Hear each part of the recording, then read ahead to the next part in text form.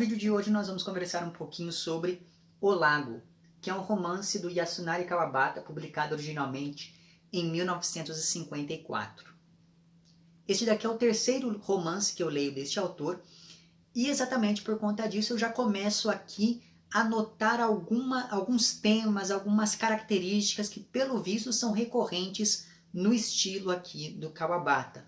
Então, por exemplo, aqui, como nos outros romances que eu li deste mesmo autor, que foram lá A Dançarina de Izu e A Casa das Belas Adormecidas, para os quais inclusive já há vídeos aqui no canal, os links vão estar lá embaixo.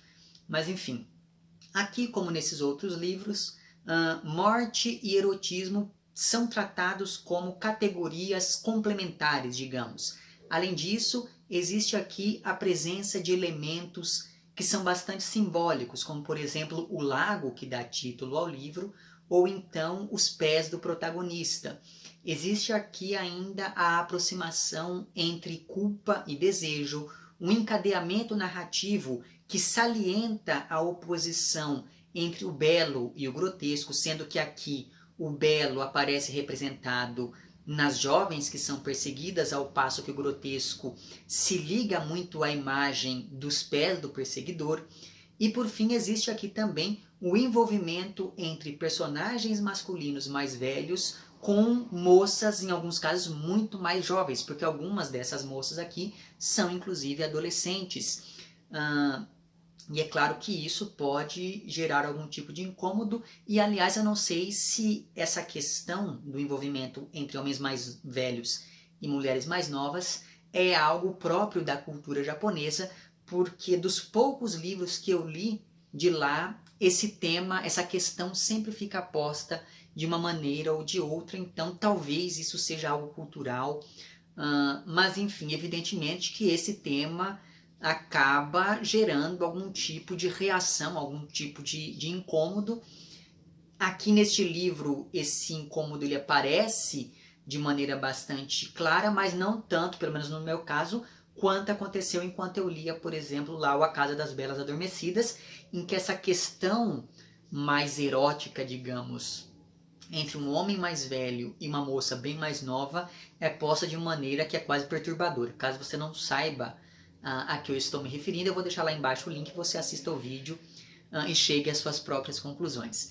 Mas enfim, o curioso nisso tudo é que esse incômodo ele sempre é realçado nos livros do Kawabata, principalmente por conta do estilo adotado por esse autor, que é um estilo impressionista, sinestésico, sensorial, lírico, quase poético em alguns momentos. Então veja, essa leveza do estilo acaba contrastando bastante com os temas que o Kawabata aborda, e isso acaba aumentando ainda mais algo que já seria naturalmente desconfortável.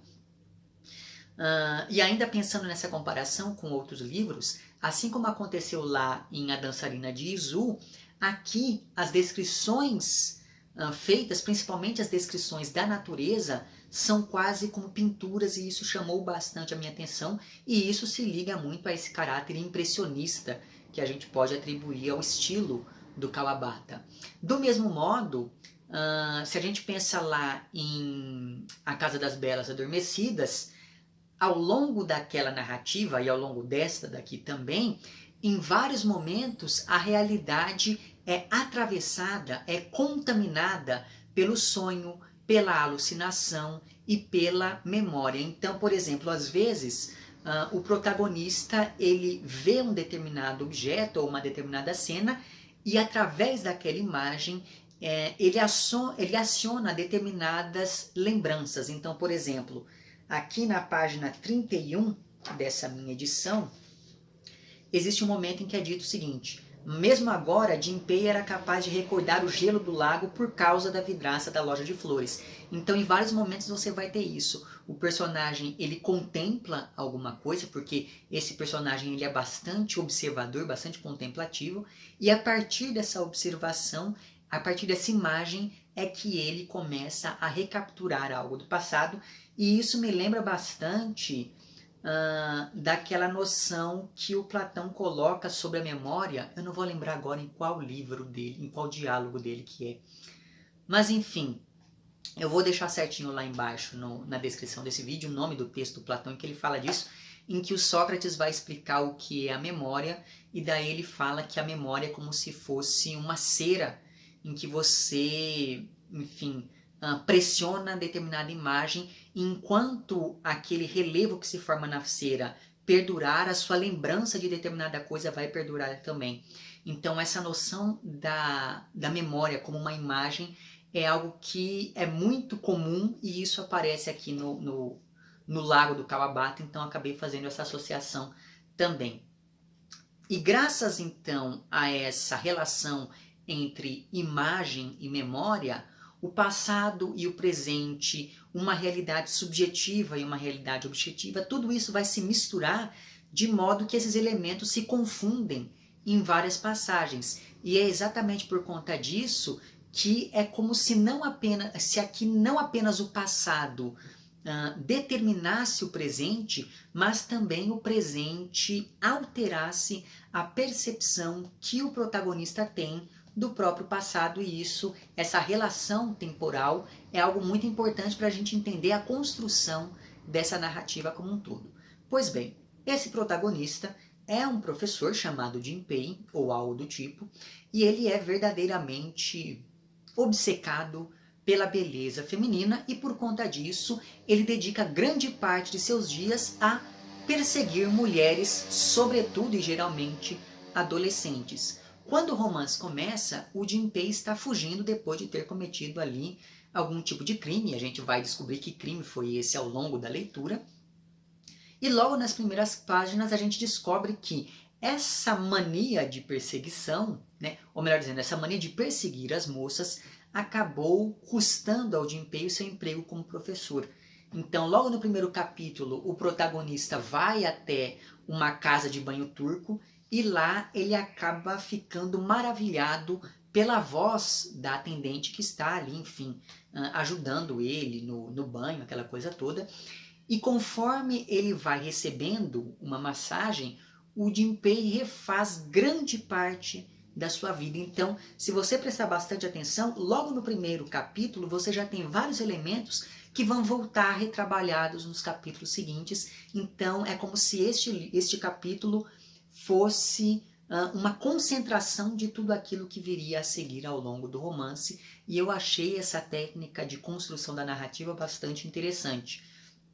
Mas enfim, graças a isso, as memórias desse protagonista são desencadeadas ou são afastadas dependendo dos movimentos e da voz dessa moça que está ali fazendo a massagem no personagem protagonista. E é exatamente por conta disso que em vários momentos ele insiste para que ela continue falando, mesmo que sejam coisas desconexas, só para continuar ouvindo ali aquela voz que lhe causou um estranhamento, um maravilhamento tão grande. E conforme o narrador vai explorando a consciência do tal do Jinpei aqui, nós ficamos sabendo que, apesar de perseguir qualquer moça que ele acha bonita e que veja andando pela rua, o protagonista tem uma espécie de predileção por algumas mulheres, e todas elas, todas essas mulheres que são as prediletas do protagonista, são descritas aqui em tons que beiram o onírico, que sempre sugerem a essas personagens um aspecto de alguma maneira ligado a uma imagem virginal, digamos. Então, isso talvez seja a questão que gere algum tipo de incômodo, ou pelo menos foi isso no meu caso. Então, novamente, não sei se isso é algo cultural lá do Japão, mas sendo ou não, o fato é que o incômodo existe. Mas enfim, a primeira dessas mulheres pelas quais o Jinpei é obcecado é uma prima dele. Essa prima foi o primeiro amor do protagonista, ainda na época ali da sua pré-adolescência. E uma coisa bastante interessante é que a imagem dessa prima vai ser uma das grandes obsessões, talvez seja a grande obsessão do Jinpei, porque é quase como se ele procurasse nas outras moças que ele persegue aquela beleza que tinha visto nessa sua prima lá em algum momento do passado remoto de sua vida, né? E várias das memórias que o Jinpei tem dessa prima envolvem um lago que era o local ali onde os dois costumavam passear ao longo das tardes nas férias. E esse vai ser o lago aqui do título do romance, dada a sua centralidade, porque esse lago ele representa de maneira absolutamente simbólica a circularidade do tempo da própria narrativa. E por isso o personagem fica voltando simbolicamente a esse lago várias vezes, quase como se aquele fosse um espaço deslocado de qualquer temporalidade. Então é o lago da infância, mas que atinge uma importância tão grande para a construção da vida mesmo desse personagem, que esse lago ele se desloca com o Jinpei ao longo da sua vida. Conforme ele vai envelhecendo, ele sempre volta ali, mesmo que de maneira apenas mnemônica, ou seja, por meio da memória, a esse espaço do lago. E isso acontece ao mesmo tempo em que esse lago representa também a união entre imagem, beleza e morte. Imagem por conta das coisas refletidas ali na superfície do lago. Então, olhar para esse lago era como olhar para um espelho. O narrador diz isso aqui em alguns momentos. Beleza por conta do modo como tudo que é relacionado a esse lago acaba sendo descrito ao longo do romance.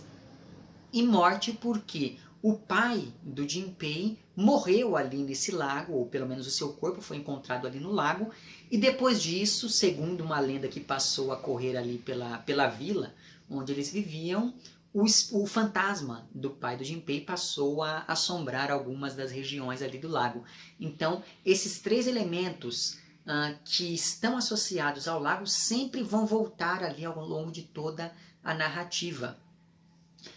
E daí, como esse protagonista ele persegue a beleza dessas mulheres, é como se ele estivesse também perseguindo a própria morte, ou como se ele fosse impulsionado por um desejo de morte muito grande, e é daí que vem aquela, digamos, equivalência entre morte e desejo que eu mencionei no início do vídeo. Pois bem, isso no que diz respeito a essa prima, que é a primeira mulher por quem o Jinpei é obcecado.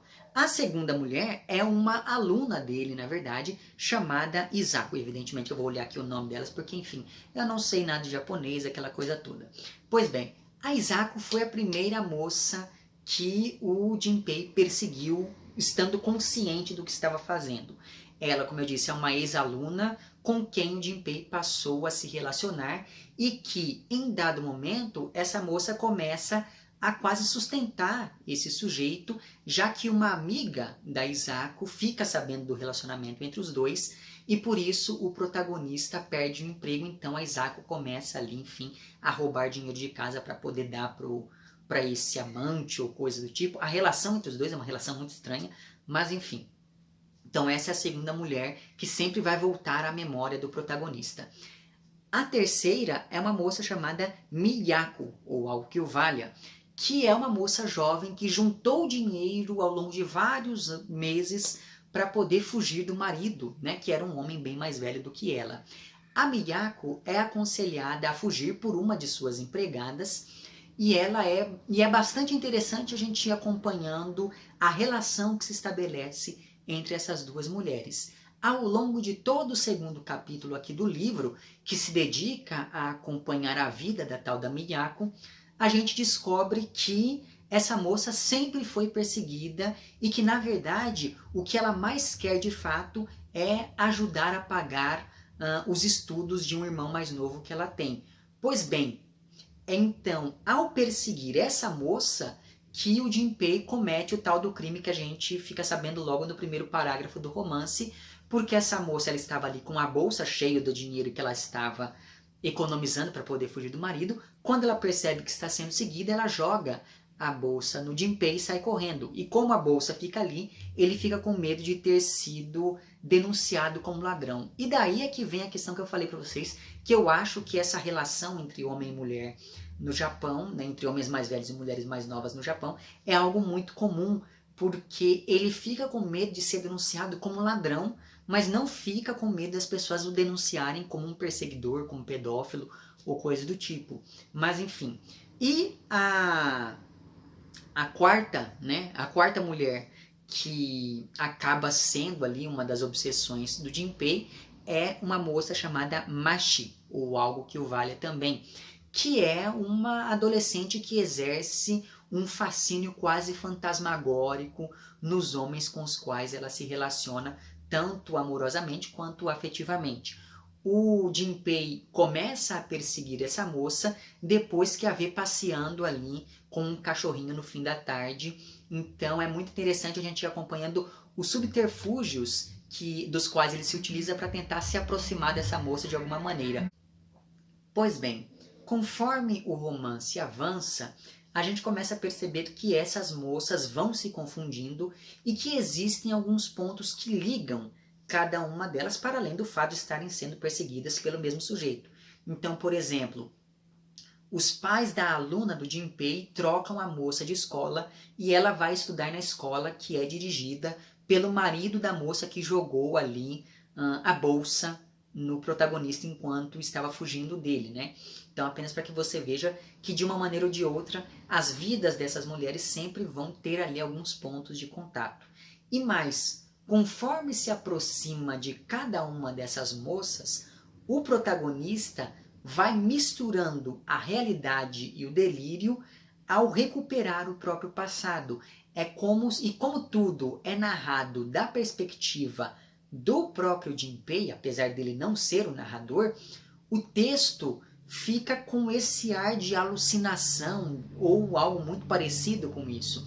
Então nós estamos falando aqui de uma visão bastante oblíqua, uma visão meio distorcida da realidade, mas é por meio dessas distorções que o Jinpei vai se revelando ao leitor como um personagem intervalar, como um personagem deslocado que está muito mais próximo de uma realidade subjetiva do que daquela realidade mais imediata que ele partilha com as outras personagens. E se por um lado as moças que ele persegue são sempre descritas de maneira sublime, e existe inclusive um momento em que elas são descritas como vagalumes a serem caçados, e essa imagem aparece em um dos contos da Palma da Mão, que é o nome de um livro do Kawabata que eu também estou lendo.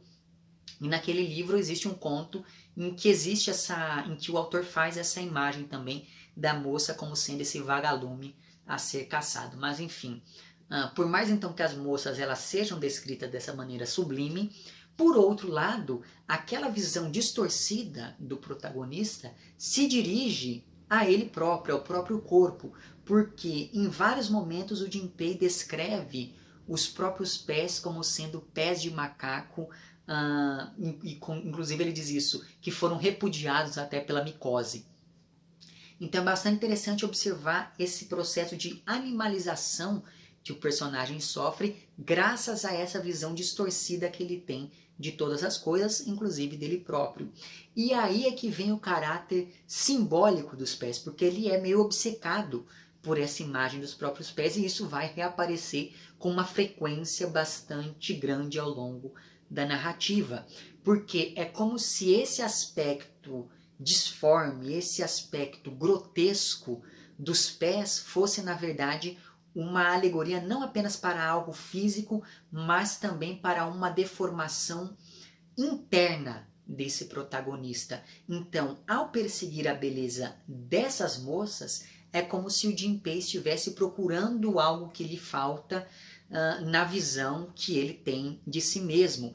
E isso me fez lembrar bastante de duas coisas. Primeiro, a descrição dos pés aqui me fez lembrar do modo como o Paulo Honório descreve as próprias mãos lá em São Bernardo, que é um romance do Graciliano Ramos. E a segunda coisa que eu me lembrei, pensando nessa perseguição do Belo, foi daquele romance, daquela novela do Thomas Mann chamada Morte em Veneza, porque lá nós temos também um personagem que persegue um sujeito que ele vê ali, que é um sujeito muito bonito, enfim. Então acabei fazendo essas associações ao longo da minha leitura. E daí, pensando na perseguição em si, na página 36 dessa minha edição, é dito o seguinte. Esse daqui é o narrador falando, evidentemente, sobre o Jinpei. Ele a seguira como um sonâmbulo ou um embriagado que tivesse perdido a consciência, seduzido pelo poder atrativo que dela emanava. Ela já vinha exercendo um feitiço sobre ele.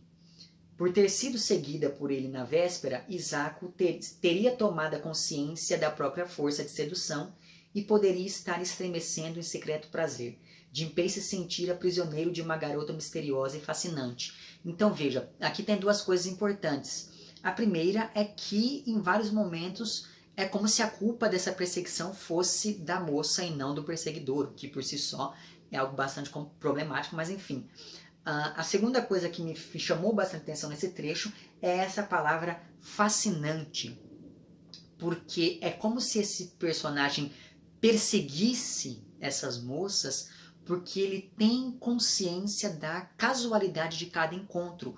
E isso me fez lembrar bastante daquele poema do Baudelaire chamado Alma Passante, em que ele fala de uma efêmera beldade e em dado momento ele pergunta, será que eu vou revê-la? Será que eu não vou revê-la senão na eternidade? Ou alguma coisa do tipo. E o Baudelaire ele tem essa noção do fascínio que a cidade desperta no sujeito moderno. Né? Então veja, esse fascínio ele tem uma característica que é positiva, que é despertar a atenção para essa beleza contemplativa que o eu lírico do Baudelaire vê lá na Passante e que esse protagonista vê nas moças que ele persegue, mas esse fascínio ele também tem uma característica negativa na medida em que lá no Baudelaire isso anula a individualidade desse eu lírico que se vê como apenas mais um na multidão, e neste caso aqui, esse fascínio acaba impelindo o protagonista a perseguir de maneira obsessiva essas moças. Então, eu acabei fazendo essa relação também conforme eu fui lendo aqui o romance.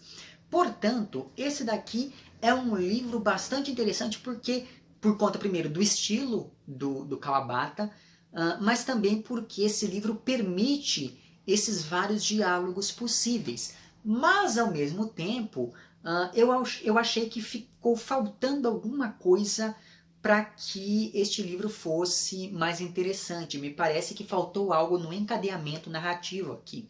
Eu acho que, como eu disse, esse é o terceiro romance do Kawabata que eu li, eu estou lendo também alguns dos contos dele, mas enfim, me parece que os outros textos que eu li deste autor têm uma elaboração mais interessante, ainda que pensando na temporalidade deste livro aqui, isso seja por si só um ponto alto, mas pensando no enredo, eu acho que ficou faltando algo para esse livro ser ainda melhor, certo? É isso, então vou deixar lá embaixo, para além dos links dos vídeos que eu fui mencionando, eu vou deixar também onde você pode comprar o livro, daí você comprando pelo link você ajuda, aquela coisa toda. É isso então, vemo-nos nos próximos vídeos e um amplex.